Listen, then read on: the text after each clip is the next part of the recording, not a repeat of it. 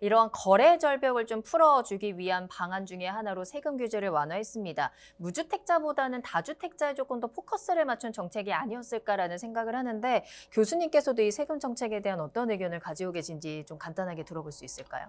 어 뭐 항상 보면은 세금이라는 것이 어떤 분들은 이제 그쪽에 이제 실제 뭐 세무 쪽이라든가 이런 쪽에 종사하시는 분들조차도 네.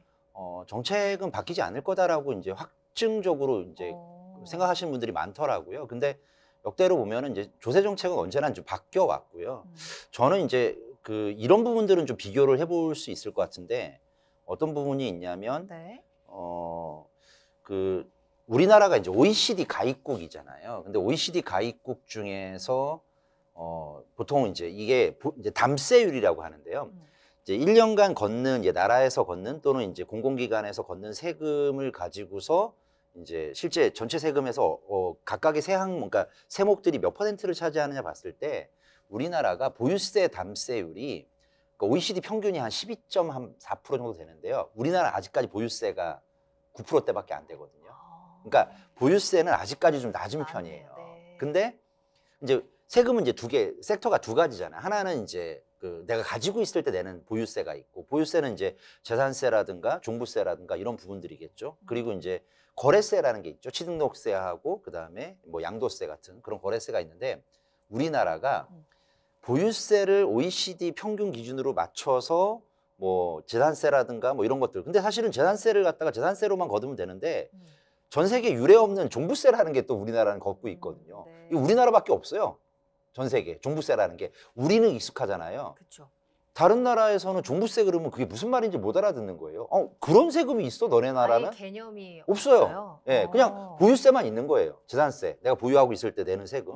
그러면 음. 인제 어쨌든 뭐 재산세 같은 건 이제 종부세 같은 거는 좀 생각을 해 봐야 되는 거고 재산세 같은 경우는 지금보다는 어떻게 보면 쪼끔 더 인상을 하는 게 글로벌 스탠다드에 맞는 얘기일 수 있을 것 같기는 해요. 네. 그런데 OECD 평균적으로 보면 음. 우리나라가 거래세는 우리나라가 압도적 탑1이에요.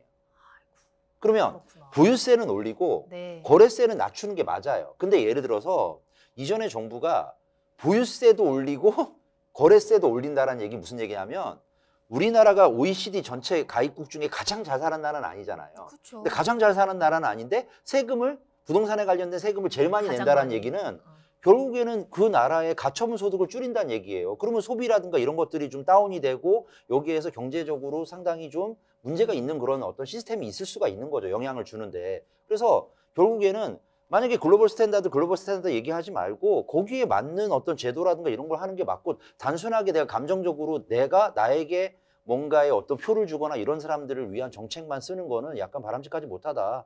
이렇게 말씀드리고 근데 저는 싶습니다. 이제 우리 교수님 말씀이 가장 정상화된 말씀인 것 같아요. 뭐냐면 부동산 시장에서 특히 조세 같은 경우에 네.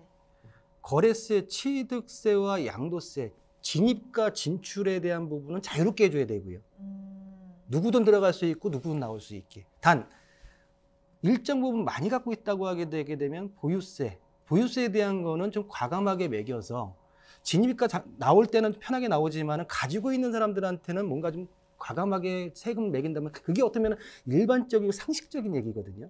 근데 어디서부터 어떻게 꼬인 건지 모르겠지만은 전반적으로 아까 말씀하신 대로 전 정권에서 세 개 다 올려다 보니까 전체적으로 OECD 가장 높은 국가가 됐죠. 그러면 일반적인 상식적으로 우리 봤을 때는 현 정권에서도 진출입에 대한 거는 편하게 해주고 가지고 있는 사람들, 많이 갖고 있는 사람들한테는 세금을 많이 올려가지고 부담스럽게 만들어주는 게 가장 정상적인 어떤 부동산의 보유와 거래에 대한 내용일 것 같은데 제가 볼 때는 뭔가 전 정권의 부동산 문제 때문에 탄생한 정권이라서 그런지 모르겠지만은 전반적으로 정상화에 대한 개념이 약간 좀 왜곡되는 게 아닌가라는 좀 생각도 하고 있습니다.